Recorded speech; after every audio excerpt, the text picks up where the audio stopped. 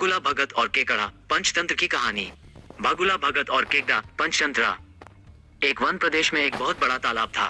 हर प्रकार के जीवों के लिए उसमें भोजन सामग्री होने के कारण वहाँ नाना प्रकार के जीव, पक्षी, मछलियाँ, कछुए और केकड़े निवास करते थे। पास में ही बगुला रहता था, जिसे परिश्रम करना बिल्कुल अच्छा नहीं लगता था।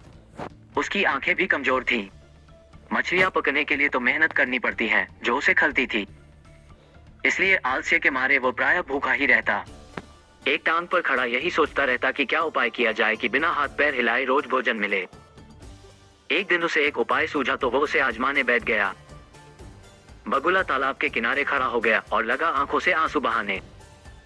एक केकड़े ने उसे आंसू बहाते देखा तो वह उसके निकट आया और पूछने लगा, मामा क्या बात है, भोजन के लिए मछलियों का शिकार करने की बजाय खड़े आंसू बहा रहे हो? बगुले ने जोर की हिचकी ली और भर्राए गले से बोला, बेटे बहुत कर लिया मछलियों का शिकार, अब मैं ये पाप कार्य और नहीं करूंगा। मेरी आत्मा जाग उठी है, इसलिए मैं निकट आई मछलियों को भी नहीं पकड़ रहा हूँ। तुम तो देख ही रहे हो। केकड़ा बोला, मामा शिकार नहीं करोगे, कुछ खाओगे नहीं तो मर नहीं जाओगे? बगुले ने एक और हिचकी ली, ऐसे जीवन का नष्ट होना ही अच्छा है बेटे, वैसे भी हम सबको जल्दी मरना ही है। मुझे ज्ञात हुआ है कि शीघ्र ही यहाँ 12 वर्ष लंबा सूखा पड़ेगा। बगुले ने केकड़े को बताया कि यह बात उसे एक त्रिकालदर्शी महात्मा ने बताई है, जिसकी भविष्यवाणी कभी गलत नहीं होती। केकड़े ने जाकर सबको बताया कि कैसे बगुले ने बलिदान व भक्ति का मार्ग अपना लिया है और सूखा पड़ने वाला है। उस तालाब के सारे जीव, मछलियां, कछुए, केकड़े, बत्तख व सारस आदि दौड़े दौड़े बगुले के पास आए और बोले, भगत मामा अब तुम ही हमें कोई बचाव का रास्ता बताओ, अपनी अक्ल लड़ाओ, तुम तो महाज्ञानी बन ही गए हो। बगुले ने कुछ सोचकर बताया कि वहां से कुछ कोस दूर एक जलाशय है जिसमें पहाड़ी झरना बहकर गिरता है। वो कभी नहीं सूखता। यदि जलाशय के सब जीव वहां चले जाएं तो बचाव हो सकता है। अब समस्या ये थी कि वहां तक जाया कैसे जाए। बगुले भगत ने ये समस्या भी सुलझा दी, मैं तुम्हें एक एक करके अपनी पीठ पर बिठाकर वहां तक पहुंचाऊंगा, क्योंकि अब मेरा सारा शेष जीवन दूसरों की सेवा करने में ही तो गुजरेगा।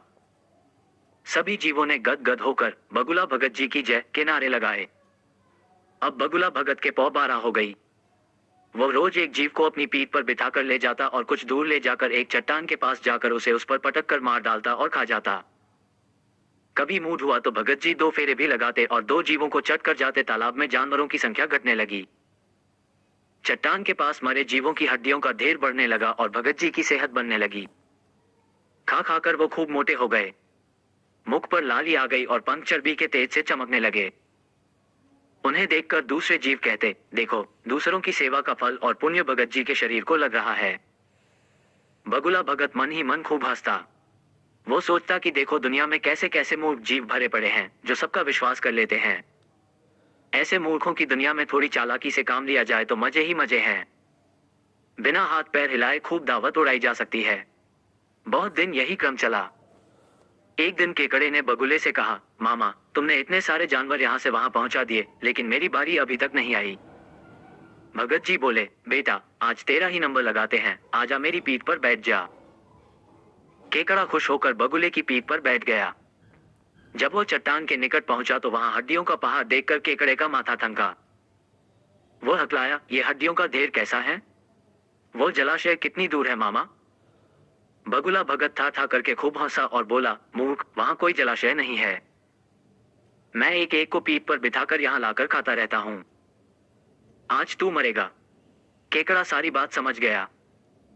वो सिहर उठा, परंतु उसने हिम्मत न हारी और तुरंत अपने पंजों को आगे बढ़ाकर उनसे दुष्ट बगुले की गर्दन दबा दी और तब तक दबाए रखी जब तक उसके प्राण पखेरु न उड़ गए।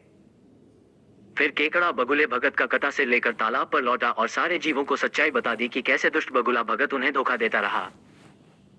सीखा, किसी की भी बातों पर आंखें मूंद कर विश्वास नहीं करना चाहिए। मुसीबत में धीरज व बुद्धिमानी से कार्य करना चाहिए।